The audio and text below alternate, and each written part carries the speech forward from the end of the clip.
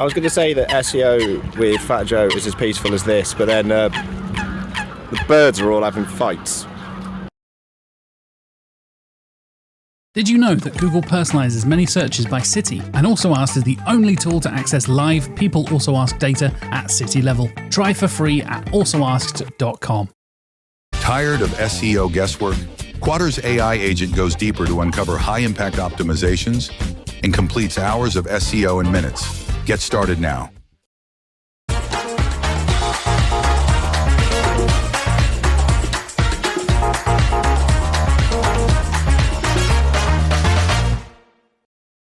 All right, thank you everyone for having me.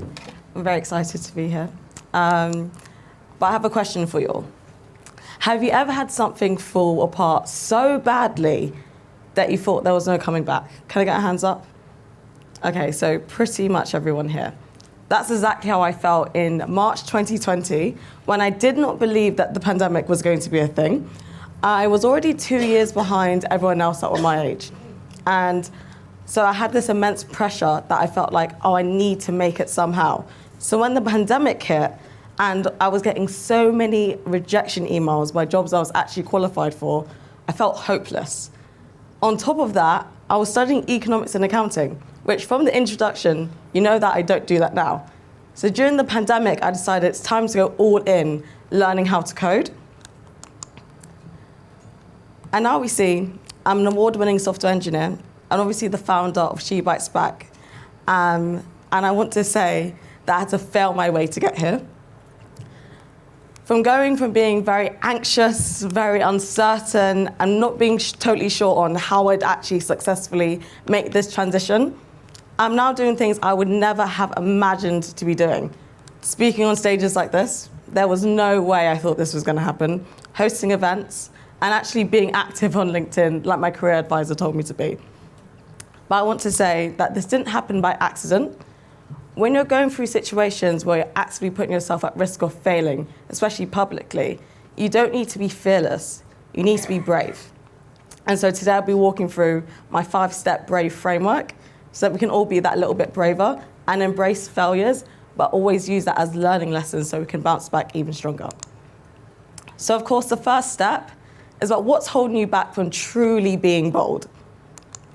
So for me, I am a perfectionist, but I want to say that there is a difference between a healthy pursuit for excellence and an unhealthy pursuit for perfection. And I was definitely on the other side. I had unrelenting high standards of myself. So when it came to transitioning from economics and accounting, which is very literal, by the way.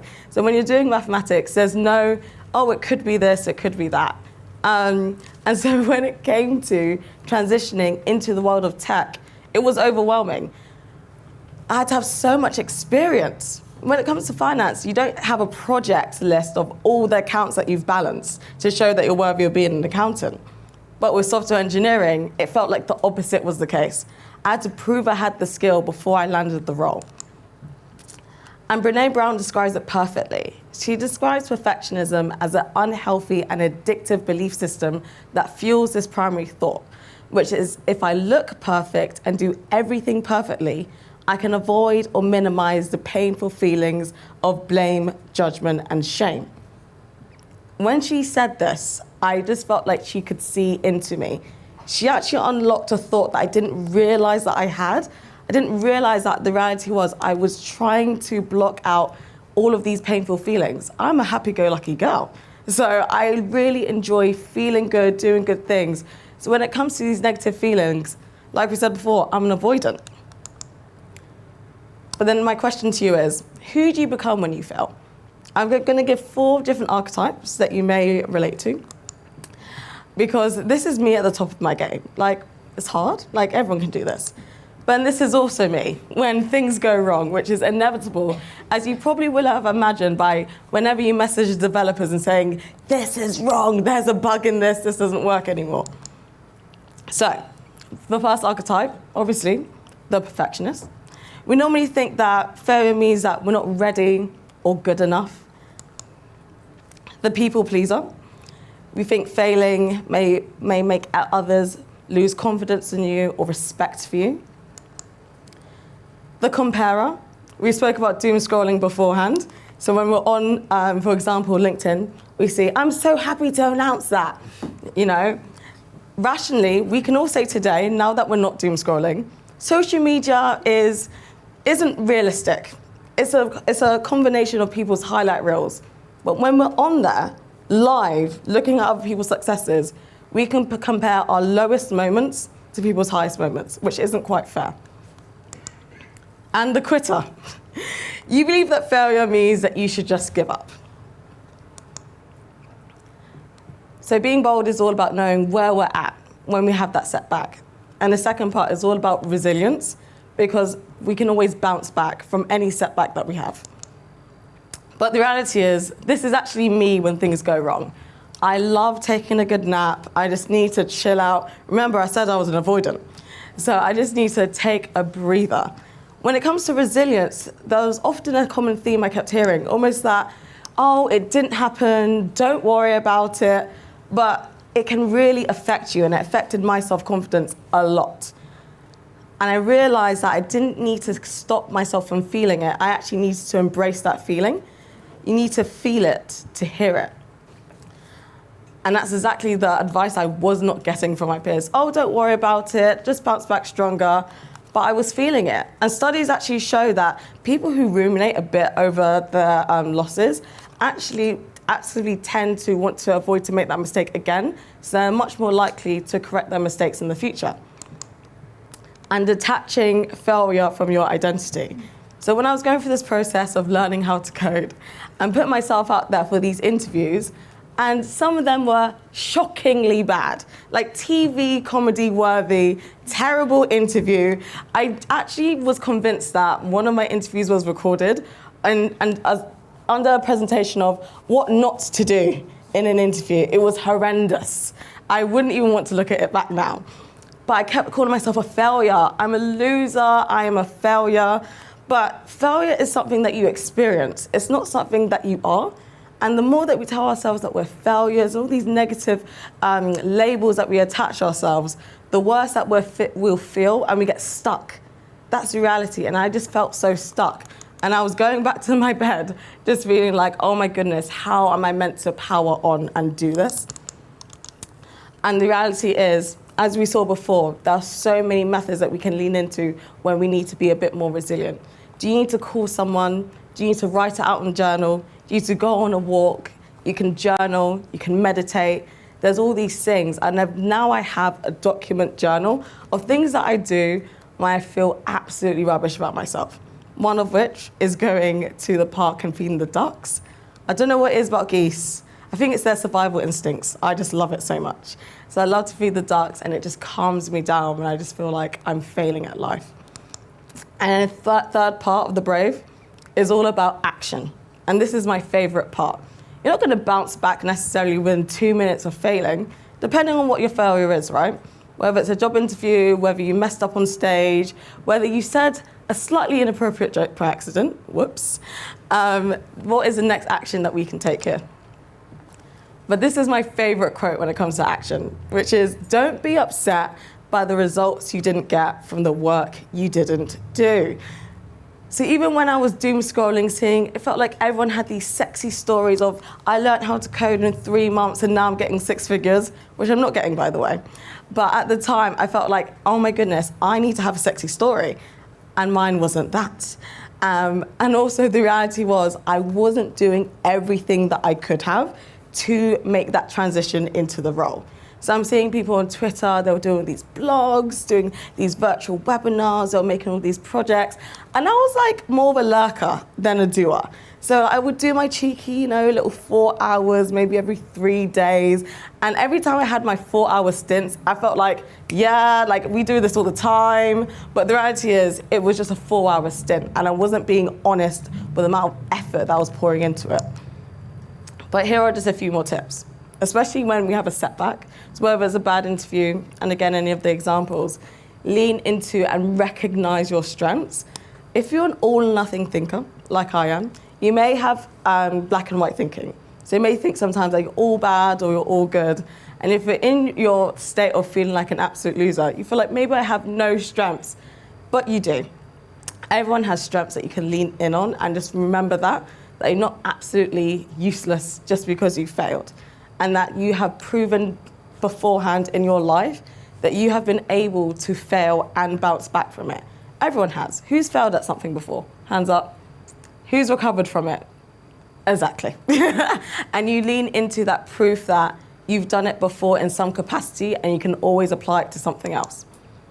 And also actively seeking micro rejections. I'm not sure how many of you have heard of rejection therapy, but it's so powerful. I unintentionally went through rejection therapy, which is essentially where you put yourself through scenarios that you actively intend to be rejected. This actually was coined in a TEDx talk, and a man speaks about how, for example, he went to a hotel and he said, "Can I stay here for free?" What do you think the hotel said? No. The hotel said no, and obviously he just had to accept that, okay, this is something that happened, the world isn't on fire, it's actually okay. To his surprise, some of his requests were actually met. For example, he went to Krispy Kreme's and asked for them to make an Olympic decorated donut. And to his absolute surprise, they said yes. So all of a sudden he has an Olympic donut. So that's a very good example of someone who's actually trying to be rejected and just learning the muscle of, okay, it's actually fine. It's embarrassing, of course. No one wants to be rejected, but it's something that isn't absolutely lethal. And building up your hype squad, we spoke a bit about community and leaning in on other people, but being surrounded by people who actively support you makes a massive difference. Sometimes there's a big pressure to feel like we need to do everything alone for it to be worthy. I know I've definitely had this growing up as someone that's been encouraged to be hyper independent. I felt like, or if I lean in on someone else or need help, then maybe I'm not actually worthy of this thing. But having your hype squad and a community that really support you and see you, that you can go to and be vulnerable with, even if it's just 2 people, even 1 person, that makes an ultimate difference in terms of having a reframe when we do make that setback. And obviously, the arrows are gone, but it's fine. But it's about pausing, processing, reframing, and then moving forward. I tend to definitely rush the pausing and process because I'm an avoidant. But I found that the more that I sit with it and embrace these feelings of discomfort, the less that it comes out later on, And it just helps me to recognize that sometimes things are just rubbish. Life isn't a series of me just going up and up and up the way I want it to. It's not always growth. Sometimes there are setbacks. And it's not about not having setbacks and making it so that I don't ever fail, but it's about making sure that I'm able to fail and detach myself from that and say, okay, failure has happened, but I'm not a failure. And of course, part 4, brave, is all about values, and it's essentially knowing what actually matters to you. Sometimes setbacks point to misalignment, and this is where the lines can become quite fuzzy. It's like, okay, should I quit this thing or is it misaligned? That's actually entirely up to you. I can't give you a blueprint format for that. But even in the case of, I was still applying to other roles. So I was applying to sales roles. I had 6 years of sales experience during the pandemic, and I was still applying for those roles and getting rejected. So it was overwhelming. And also, it felt like I was doing so many different courses. When it comes to technology, if any one of you have ever tried to break into being a software engineer is merely just a title. And there were so many different skills that can get you there. So I was doing 101 courses based on different things that didn't actually align to one thing. So when it came to interviews, it felt like I knew everything but nothing. And so when I was going through, you're learning new concepts, I definitely just felt like some things weren't really a thing. So I was like, oh, this is busy work. This isn't a thing. So when an interview came and they asked me, oh, do you know about this set concept? I said, oh, I don't, but now I know that's a real thing. It's definitely going to be something that I learn in the future. And having to ask, was I chasing someone else's definition of success? Sometimes, again, when we're doom scrolling, we're comparing, we see what other people are doing, we think to ourselves, maybe I should be doing that. That's what values are so good with doing. It keeps you grounded, it keeps you focused. When you're looking at everyone else, imagine if I'm walking down the street now, looking at everyone else, oh, this person's going down that road, that person has a lovely tree over there. because I'm looking at everyone else, I'm losing my own path. I can trip up, I get distracted. But if you focus on what you really care about and not getting distracted, which is hard to do, sometimes there are some sexy figures on LinkedIn. Sometimes I see, oh, I just had a 6-figure month, and I think, oh my goodness, how do I do that? And all of a sudden I'm delving deep into a digital marketing course of some sort. But the reality is it's not something that I want to pursue for myself. It's just something I've just got distracted by. And the final part is all about energy. So you are not a machine. Your best looks different every single day. And this is something that I constantly have to remind myself of, that you need to account for your high and low energy days. On your high energy day, you may, for example, if your goal was, for example, to work out every day, your high energy day can look like going to the gym for an hour, doing stretches, all these things. And your low energy day could literally be in bed doing 3 push-ups and 3 crunches, because that's all you can muster for that day. The realistic thing, as much as we all want to be super consistent, consistency just means showing up. It doesn't mean showing up 100% all day, every day. If you only have 30% to give, and you give 30%, then you gave 100%. But that's my framework on how to be brave. We need to understand where we're at, what's holding us back from being bold. Knowing that we can always bounce back from the setbacks and take action. And while we're taking that action, to lean into our values and manage our energy. So yeah, thank you so much.